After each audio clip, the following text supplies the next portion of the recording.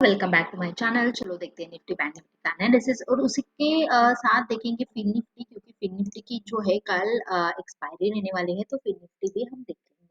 अभी जो है निफ्टी ऑल टाइम हाई पे ट्रेड कर रहे हैं। 22,000 की राउंड नंबर लेवल एक छू लिया है, तो बहुत ही अच्छा मतलब एक सिनारियो यहाँ पे दिखाई दे रहा है। जिस तरीके से निफ्टी ट्रेड कर रहे हैं वहां पे आप देख सकते होंगे कि यहाँ पे आप देख लोगे कि हायर हाई बनाते हुए निफ्टी ऊपर गया है। एक कुछ वक्त के लिए इसने यहाँ पे कंसोलिडेट किया, तो कंसोलिडेट करने के बाद जो है एक ब्रेकआउट फ्राइडे के दिन मिल चुका था, जिसका जो है अभी जो है उसी के डायरेक्शन में ये चल रही है।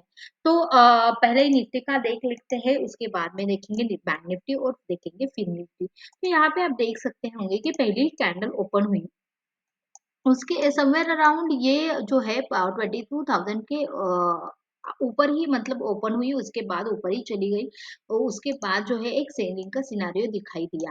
पर जो है गैप फिल नहीं किया, यहाँ से ही ये फिर से जो है 22,000 के अराउंड इसने जो है सपोर्ट लिया और उसके बाद फिर से ऊपर की साइड चली गई। अभी जो है प्राइस एक्शन मतलब हमें जो है ध्यान रखनी होगी, क्योंकि उसी के अकॉर्डिंग हम ट्रेड करेंगे। ना हम बुलिश रहेंगे ना बेरिश रहेंगे, पर किस साइड हमें ट्रेड करना चाहिए वो हमें हम इम्पोर्टेंट लेवल्स है।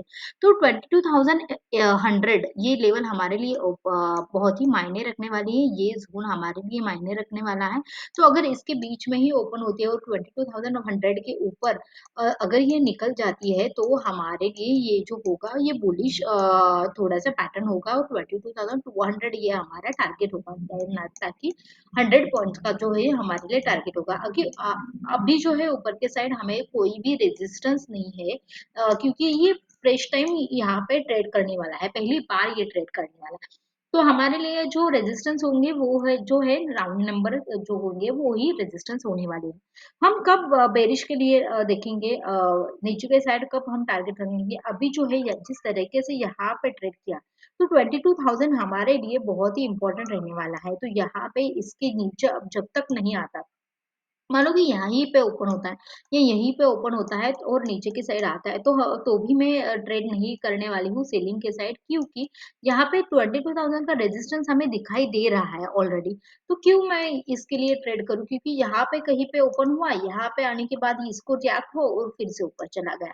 तो 22,100 और से लेके 22,000 ये लेवल के बीच में मैं जो है ट्रेड छोड़ देने वाली हूँ। अगर इसके नीचे ये क्लोज कर देता है कोई भी 15 मिनट्स का कैंडल, तो मैं थोड़ा-सा बेरिश व्यू रखूँगी और उसके बाद ही मैं थोड़ा सेलिंग के लिए जाना प्रेफ़र करूँगी। तो ये इसके बीच में जो है हमारा नो ट्रेडिंग ज़ोन होगा, तो यहाँ पे हम ट्रेड नहीं करेंगे, उसके ऊपर और नीचे ही ट्रेड करेंगे। और हमारे लिए 22,000 ये लेवल अगर ये क्रॉस कर लेता है, तो वो एक दिन इसको सेलिंग के साइड जो है कैंडल बनाने दो, उसके बाद हम ट्रेड करेंगे। क्योंकि देखो यहाँ से अगर ये फ्लैट ओपन होके यहाँ तक आता है, तो ऑलरेडी एग्ज़ॉस्ट हो चुका है। तो यहाँ पे आगे कैसे ट्रैवल करेगा? आगे ट्रैवल करने के लिए उसको एनर्जी चाहिए, एनर्जी यानी कि उतने लोग यहाँ पे मौजूद होने चाहिए, उतना वॉल्यूम चाहिए, तो उतना वॉल्यूम यहाँ से नहीं मिलेगा। तो बेस्ट सिनेरियो कब होगा, अगर सेलिंग के साइड हमें ट्रेड करना भी हो, तो इसको गैप डाउन ओपन होना चाहिए। गैप डाउन ओपन होता है और 22,000 के अराउंड जो है ट्रेड करता है, उसके बाद ब्रेकडाउन देता है, तो हमारे लिए अच्छे टारगेट्स नीचे की साइड मिल सकते हैं। दैट टुक नहीं, दैट विल बी 21,880 के अराउंड हमारे लिए टारगेट्स होने वाले हैं निफ्टी के बारे में। चलो देखते हैं बैंक निफ्टी। बैंक निफ्टी बहुत ही अच्छा मूव किया। पहले ही जो है कैंडल छोड़ दिया, मतलब पहले कुछ वक्त के लिए छोड़ दिया, तो बहुत ही अच्छा सिनेरियो बैंक निफ्टी में था। यहाँ पे इसे बुलिश कैंडल बनाई, उसके बाद जो है एक इसने इवनिंग स्टार टाइप पैटर्न बनाया, पर वहीं पे सपोर्ट लिया जहाँ पे ओपनिंग था। हाँ, हम बार-बार बोलते हैं कि स्विंग को क्रॉस करने के लिए राह देखो, उसके बाद ही हम जो है ट्रेड करेंगे उसके अकॉर्डिंग। स्विंग क्यों, पर अगर आप यहाँ पे देखते होंगे, एक मिनट, अगर आप यहाँ पे देखते होंगे कि जिस तरीके से 915 की कैंडल बनी है, बुलिश बनी, उसके बाद डोजी कैंडल फॉर्म हुई, उसके बाद जो है यहाँ पे जो है बेरिश कैंडल बनी। यहाँ पे बहुत जनों ने बेरिश ट्रेड भी लिया होगा, सेलिंग के साइड ट्रेड लिया होगा, ताकि ये गैप फिल कर सकता है, ऐसा सिनेरियो होगा। पर सेलिंग के साइड कब लेंगे, जब ये जो है इसका स्विंग जो है, स्विंग के नीचे अगर ये क्लोजिंग देता है, तब हम सेलिंग के साइड ट्रेड लेंगे। यहाँ पे ये सिनेरियो मैंने भी देखा था, पर मैंने यहाँ पे ट्रेड करना नहीं पसंद किया। तो यहाँ पे दोबारा इसने जो है सपोर्ट लिया, उसके बाद जो है एक स्विंग बनाया 5 मिनट्स के कैंडल पे ऊपर ऊपर, और वो स्विंग क्रॉस करने के बाद ही मैंने जो है ट्रेड लिया। हालांकि ये फिर से ये नीचे आने लगा तो छोटे से प्रॉफिट में मैंने जो है ट्रेड निकाल दिया। और मैं एक पॉइंट आपको बताना चाहती हूँ आज के बारे में। हम मतलब आज जो ऑप्शन सेलर है या ऑप्शन बायर भी है, उनको आज पता चला होगा कि आज जो है थीटा डी के ज्यादा नहीं हो रहा था, ठीक है, टाइम डिके ज़्यादा नहीं लग रहा था। इसका कारण क्या होता है वो भी हम डिस्कस करते हैं कि इंडिया विक्स मतलब प्रीमियम में जो वैल्यू कैलकुलेट होती है उसमें इंडिया विक्स रहता है। तो इंडिया विक्स का चार्ट आप अगर आप देखते होंगे तो यहाँ पे मैं इंडिया विक्स का चार्ट भी लगा लेती हूँ आपके लिए। तो यहाँ पे हमारे जो प्राइस एक्शंस बनते हैं और उसका और इंडिया विक्स का जो कॉम्बिनेशन होता है, जो रिलेशन होता है वो थोड़ा-सा अलग होता है। ये अगर ये बढ़ता है तो मार्केट सेलिंग के साइड होता है, अगर वो ये कम होता है तो ये बाइंग के साइड होता है। पर मार्केट में जो है इंडिया वीक्स भी बढ़ रहा था और जो है मार्केट भी बढ़ रहा था, वो ये भी हायर हाई बना रहा था। तो इसके कारण जो है इंडिया विक्स के कारण जो है इंडिया विक्स अभी जो है 13.79 पे ट्रैवल कर रहा है। तो यहाँ पे ये इंडिया विक्स के कारण ही जो है प्रीमियम जो है डिक्के नहीं हो रहे थे। ये आपको रीजन समझने होंगे क्योंकि बहुत मतलब ऑप्शन सेलर को आज परेशानी हुई होगी कि जो विक्स मतलब जो प्रीमियम्स है अच्छे हमारे फेवर में तो जा रहे हैं, अच्छा हम ट्रेड कैप्चर कर रहे हैं, पर उतना थीटा डिके क्यों नहीं लग रहा है?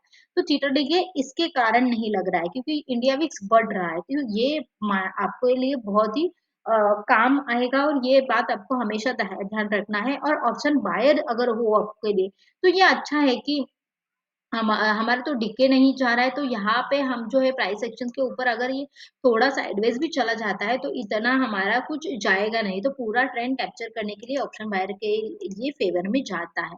ठीक है, तो चलो देखते हैं बैंक निफ्टी के बारे में किस लेवल हम कौन सी लेवल जो है ट्रेड कर सकते हैं। तो बैंक निफ्टी के चार्ट के ऊपर आते हैं तो ये परफेक्ट सिनारियो के ऊपर है 42,200 150 के अराउंड इसने जो है क्लोजिंग दे दी है। पर यहाँ पे क्लोजिंग हमारे हमें दिखाई दे रही है 200 लेवल के ऊपर। तो हम जो है 225 से लेके जो यहाँ पे यहाँ तक 150 की लेवल है वो छोड़ देंगे। उसके बीच में अगर ये ओपन होता है, इसके बीच में इसके ऊपर अगर ये ओपन होता है और कुछ देर रुकता है, उसके बाद अगर ये थोड़ा ब्रेकआउट दे देता है 15 मिनट्स के कैंडल के ऊपर, तो हम थोड़े से बड़े टारगेट के लिए रख सकते हैं। दैट विल बी 48,500 का जो है हमारे लिए लंबा टारगेट हो सकता है। तो शायद ये छूने की कोशिश करेगा क्योंकि जिस तरीके से निफ्टी भागी है ऑल टाइम हाई पे ट्रेड कर रहा है, तो उस तरीके से बैंक निफ्टी नहीं अभी तक ट्रेड कर रही है। तो अगर इसको भी ऑल टाइम हाई के ऊपर जाना है तो इसको यहाँ से जल्दी निकलना होगा। तो ये भी 48,500 तक ये जा सकती है। नीचे की साइड हम कम प्लान करेंगे, नीचे की साइड ये हमारे लिए क्रुशियल लेवल रहने वाली है। और टू बी वेरी प्रिसाइज हमारे लिए 48,000 की लेवल जो है इम्पोर्टेंट रहने वाली है। जब भी 48,000 के नीचे ट्रेड करना शुरू करेगा तो ही थोड़ा सा हम बेरिश मानेंगे और थोड़ी हम सेलिंग के साइड जो है पोजीशंस ले सकते हैं। क्योंकि अभी तक तो हम सेलिंग की साइड नहीं दिख रहे ले रहे, क्योंकि जो मार्केट जिस तरीके से हायर हाई बनाते जा रहा है तो उस तरीके से जो है हम बाइंग के साइड ही बायस रहेंगे। अगर ये 48,000 के नीचे अगर ये निकल जाता है तो चांसेस आर वेरी हाई कि 47,600 के आसपास आने की कोशिश करेगा, ताकि यहाँ पे एक बैकआप फील है वो फील करने की कोशिश करेगा। चलो देखते हैं फिन निफ्टी किस तरीके से ट्रेड कर रहा है। तो निफ्टी और बैंक निफ्टी के जैसे ही फिन निफ्टी भी ऑल टाइम हाई के ऊपर मतलब उसको भी जाना चाहिए। निफ्टी जिस तरीके से ट्रेड कर रहे हैं तो यहाँ पे भी देखो, यहाँ पे ये लेवल हमारे लिए बहुत ही मायने रखने वाली है। ये 500 के लेवल के आसपास है, तो अगर यहाँ पे रुकना चाहिए इसको। ओपन होता है या नीचे यही इस स्विंग के आसपास अगर ये ओपन होता है और इसके यहाँ पे ही ट्रेड करता है, कुछ फर्स्ट हाफ में ही ट्रेड करता है तो बहुत ही अच्छा होगा। अगर ये फर्स्ट हाफ में ट्रेड करता है और 500 के ऊपर put 21,500 level will be the most crucial level because ये साइकोलॉजिकल नंबर है। तो 21,500 के ऊपर ये क्लोज देता है 15 मिनट्स की candle again I am saying 15 minutes की कैंडल, क्योंकि वो उसमें वोलेटिलिटी कम होती है। 5 मिनट्स की कैंडल में दिखाई देगा कि ये कैंडल तो ऊपर क्लोज हुई, उसके बाद में दूसरी कैंडल आई और उसने पूरा खा दिया और ये नीचे के साइड क्लोज हुई। तो ऐसा सिनेरियो हमें नहीं चाहिए, तो हम 15 मिनट्स के कैंडल के ऊपर देखेंगे। 21,500 के ऊपर अगर क्लोज मिलता है तो थोड़ा सा हम बुलिश व्यू रख के बाइंग के लिए जा सकते हैं।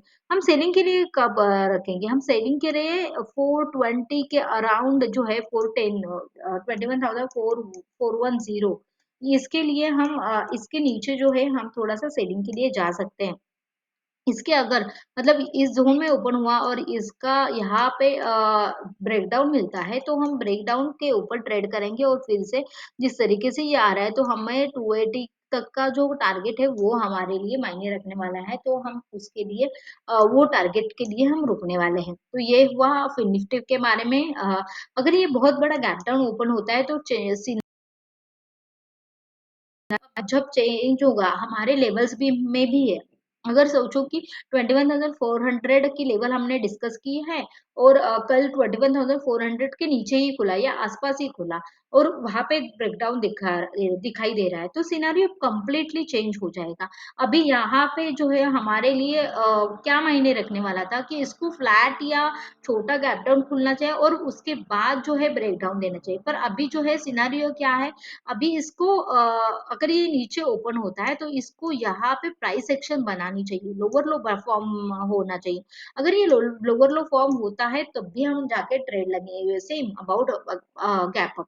अगर ये गैप अप ओपन होता है तो पहले हमारे लिए क्या क्राइटेरिया रहेगा कि क्वांटिटी हम कम कर देंगे और क्वांटिटी कम करने के बाद हमारे लिए क्या होगा कि अगर ये प्राइस एक्शन पॉजिटिव बनाता है, बाइंग की साइड बनाता है, तो हम बाइंग के लिए जाएंगे और अगर ये प्राइस एक्शन निगेटिव बनाता है तो हम सेलिंग के साइड जाएंगे। ये हुआ आज का एनालिसिस निफ्टी और बैंक निफ्टी के लिए। और जिस तरीके से मैंने इंडिया विक्स पे देखा, तो इंडिया विक्स को हमें हर रोज फॉलो नहीं करना चाहिए, पर जब जब हमें लगता है कि थीटा डिके नहीं हो रहा है, कैंडल टू कैंडल इसको फॉलो नहीं करना है। ये जब हमें लग रहा है कि थीटा डिके नहीं हो रहा है या थीटा डिके ज्यादा हो रहा है, तब हमें देखना चाहिए एक बार इंडिया की जरूर कि किस तरीके से ज्यादा ये रिएक्ट कर रहा है। तो that's it for today's guys. आपको ये वीडियो कैसा लगा वो कमेंट बॉक्स में जरूर बताना। Thank you for watching, bye bye.